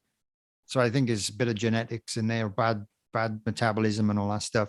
But yeah, I guess if someone could have advised me to go out and play football more, or go out and play with my friends more, that might have helped that situation and not led me to have a childhood and most of my teenage years as like being a fat kid. So it's really, honestly, I've never really I go away now with my wife, whatever. I don't really like taking my top off and stuff.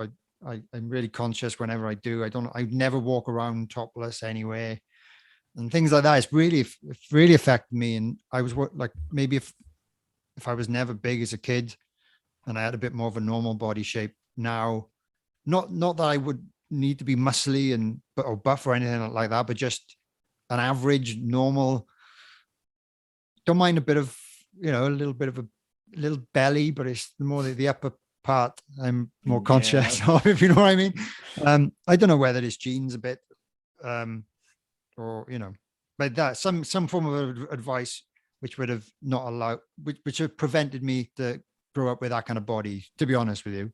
I think that would be one thing. I relate to you 100% to that one, because I lost 6 stone a few years back. And wow. So yeah, I completely relate. You're looking good, man. You're looking good. Thank you. So are you. Oh, both of you are. Devil. Yeah. I'm hidden a bit I just wear black all the time, because again, that's one reason why I literally just wear black all the time, because it's the mental aspect. Yeah, I think literally I'm convinced I don't, but like sometimes this like common themes with like body dysmorphia. Some people say, oh, you look fine, don't worry about it, you look amazing, blah, blah, blah. I'm like, well, I look in the mirror and I literally just see 2 massive man boobs and a belly, and like people say they don't see it, but I'm like, well, I can literally see it, so other people can see it, and I don't know, but like there's a fine line between that and like the body dysmorphia thing apparently, but I don't know. No. This is like talking to myself. I know exactly what you mean. I appreciate it, man. It's not something I talk about a lot. I'm open to talk about it with whoever, but it's definitely a thing, and it's affected a lot of decisions in my life, and probably held me back to some degree. And like for example, right, New Year's Eve a few years back, I went to Iceland. My wife, my brother, and a load of his mates. And they're not small guys, a lot of them are definitely bigger than me. And they did this thing, fireworks went off at midnight, tops off parties.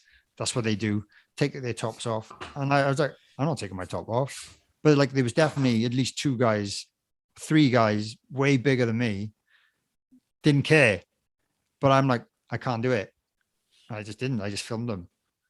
But I'd be the exact same. And so it affects people more than other people, I suppose. Some people are more comfortable in their body, but I'm definitely not comfortable in mine. Even though I've worked hard trying, like Tom, when you said you used to go to the gym a lot, I did as well. I was going, 3-4 times a week. With the intention of toning up a bit and doing the kind of, I was following the body coach, all that stuff. I was getting well into that high intensity interval training. It did work, to be fair, really, really good.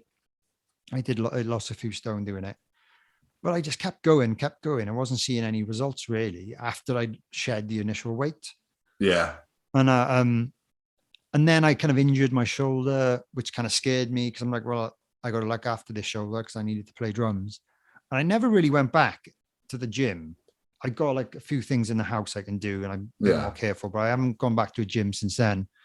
But I feel like, well, I've managed to keep my body shape the same by not going to the gym. I haven't got any worse. So I kind of, and I never felt comfortable there really, because I'm like, it's this little, it's weird when I'm there, I feel small, but I still feel conscious of my, my upper body, especially on a running machine and all this stuff. And you're conscious of people looking at you and stuff like that. It's a weird thing. Weird. Don't get me started about going swimming. That doesn't happen.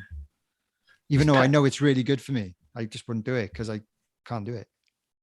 It's painful how much I relate to you right now. Yeah, it really is. Well, if you ever want to chat about this, you know where I am. Absolutely. Yeah, if you if you want to, yeah, or anyone else, if they relate to what we're saying, because I think it's definitely not a thing I talk about with many people, and I think maybe if more people relate to each other and realize actually it's not the end of the world, it might give us a bit more confidence as a group. That, like my wife says, no one's looking at you. I'm like, but they are, because I see them. Mm-hmm. I like whether they're making a judgment or not. I am in their view, and I'm not comfortable with them seeing me and stuff like that. So maybe, but I guess I need to get in the mindset of it doesn't matter. No, it doesn't matter. It really doesn't. What they think of me, even if they're that nasty to think of something derogatory or whatever, or something mean, it doesn't matter. And I've never really got that. I've never felt comfortable. No. Getting to that stage. People's lives must be really pathetic if they're spending their time judging you or saying whatever. Do you know what I mean? They need to just grow the fuck up, because we're all adults. Yeah, totally. You know what I mean? It's just something. It's just never. And that's fair enough. I suppose society now as well doesn't fucking help. Social media doesn't fucking help. Yeah, there's loads of people that are struggling now with this, that, and the other, and it's always like, oh, but you need to look like this and have this and be like this. It's like, no, you fucking don't. Yeah, well, I talked about this on another show the other day. I've used social media pretty much solely only to promote my band and my podcast. Occasional holiday photos if I've been somewhere cool. But otherwise, if I didn't have a podcast and a band, I'd just delete it all, I think. Yeah. It's got my mates on WhatsApp. It's all I need really. It's a great tool for certain things, but I think there's so much on there that can really affect people negatively. And I'm so glad that Instagram didn't exist when I was a 15-year-old guy. Yep. And I feel really sorry for all the kids and the teenagers now with TikTok and Instagram and all this fakeness and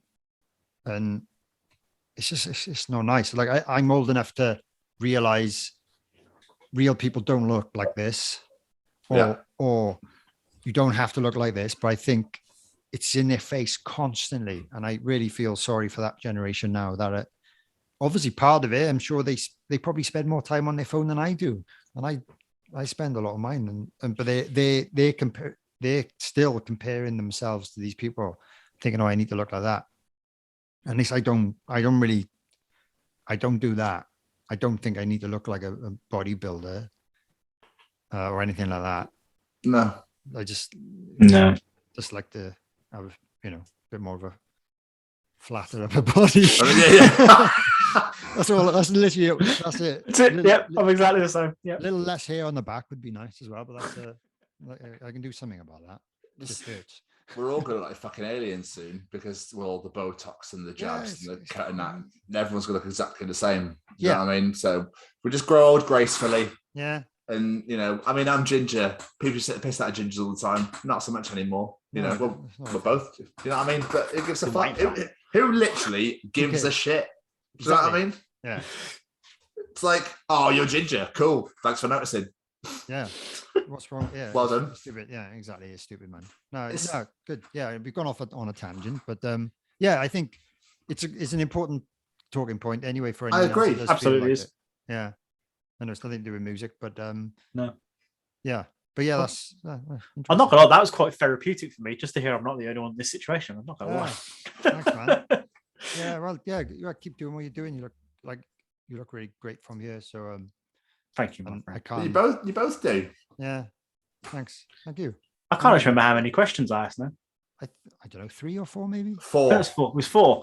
Last but not least, then Okay. I'm stealing your question from your own show as we put in people as you're in the opposite seat. Dream band, you're the drummer, singer, guitarist, bass player. Great question. I have been asked this before, so I kind of have an answer. Names, I'm never very good at names. Right. Singer. You could probably play a bit of guitar and piano if needed as well.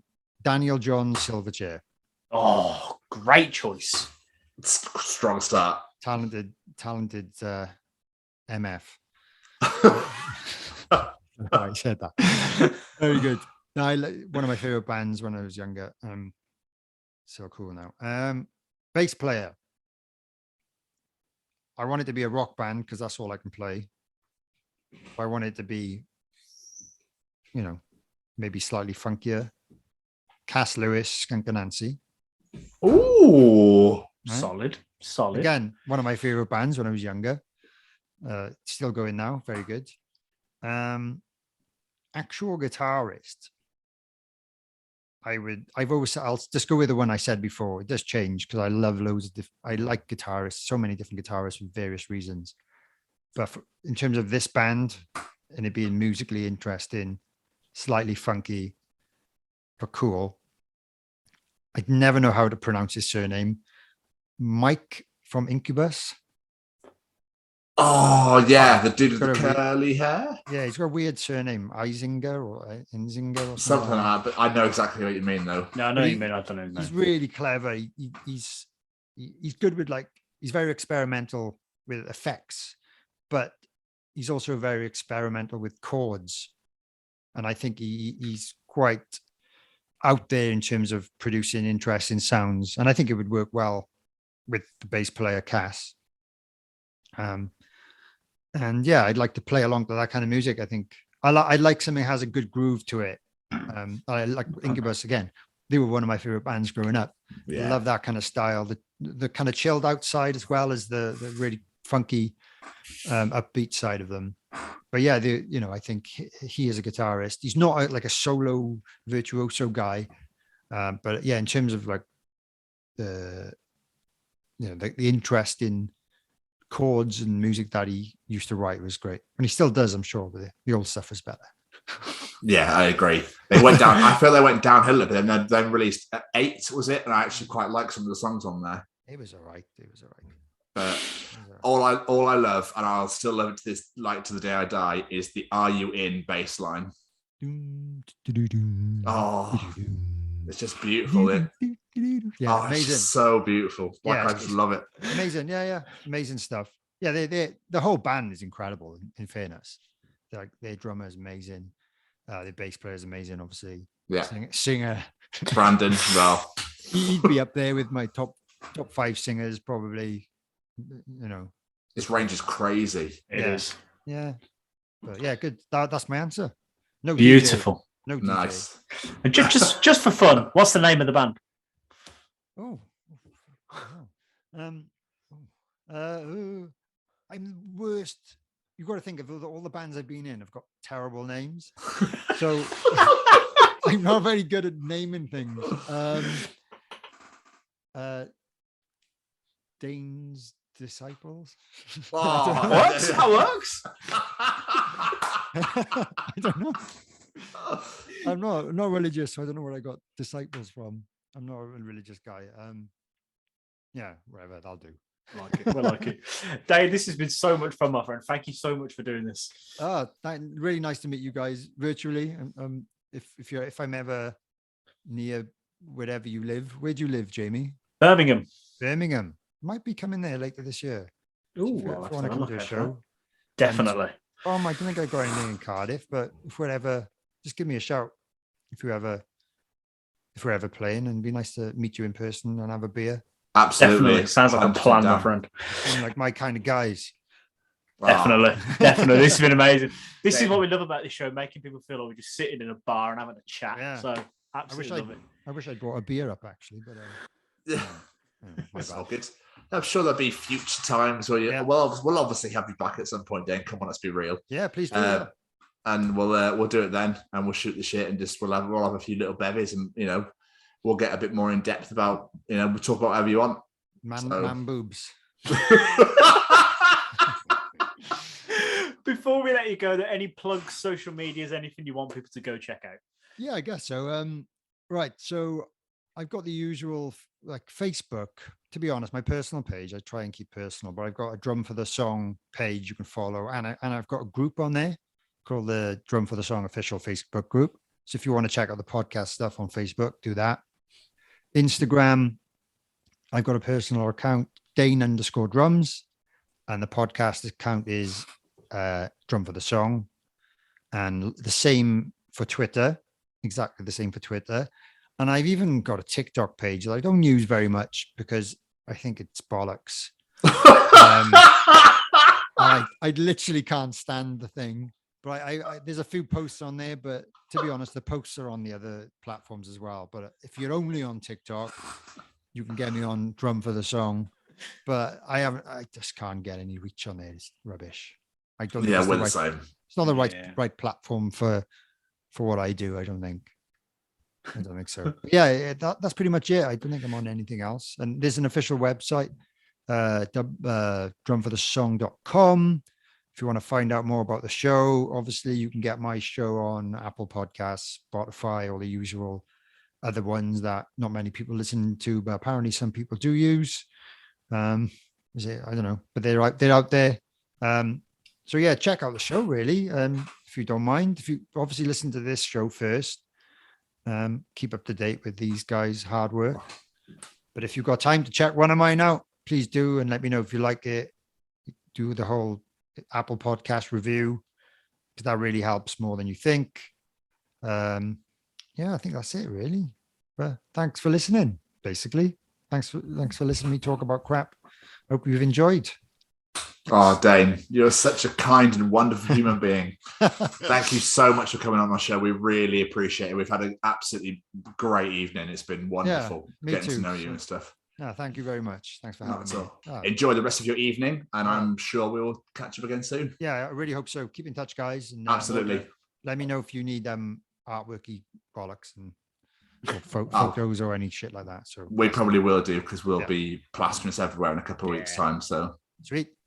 Perfect. Brilliant. Yeah. Thank you so much, Dane. It's been amazing. Yeah, no worries, guys. Thanks. Take care, sir. Yeah. See you later. All the best. Bye, guys. Bye-bye. Bye-bye. Hey, Jamie. Do you like being cozy? I do. And do you like staying cozy? I like that even more. Then just heading over to www.staycozyclothing.com, where you can find hoodies, tees, sweaters, and much, much more. And just enter The Chronicles as one word at checkout to receive 10% off your order. And make sure you follow them on the Instagram at Stay Cozy Clothing to keep up to date with all the new designs. Remember, guys, that's The Chronicles as one word at checkout to receive 10% off your order. And now back to this week's episode. What a beautiful conversation with possibly the most Welsh man we've ever spoken to. He was, mate, so lovely. Like one of the loveliest people I think we've ever spoken to. It was so lush. Really was. Both coming, like it was a great interview. There was lots of laughs in there. like Jamie said before the interview started, as you can tell right now, you got to the end of it. Very emotional ending, very touching. Like the fact that he just opened up about that, and obviously you related, was just nuts. I felt a bit like, I'm just gonna take a back seat and let you guys, run with it, because amazing. It was the way that he sat there and just poured his heart out a little bit with people he's just met an hour and a half ago. Incredible. Absolutely incredible. And another reason why I love what we do, because, as we say to our guests before, this isn't a sit-down formal interview. It's like chatting with your mates in the pub. And, the fact we can sometimes have these close relations with people we met an hour and a half ago, because, we just get along really well. And, I love this interview. And that ending, like I say, means so much to me on a personal level. So, And we really hope that you guys enjoyed listening to it as much as we did recording it. Hey there. I'm Frank Guglielmelli, and I'm the narrator for the audio drama Feed, featuring such audio dramas as Bounty Hunters, Marty and Mars, Val Toby, and so much more. You can find all of these wonderful programs on Spotify or wherever you listen to podcasts. Or you can go to our website at www.audiodramafeed.com. We are thrilled to be affiliated with the Chronicles of Podcast with Tom and Jamie.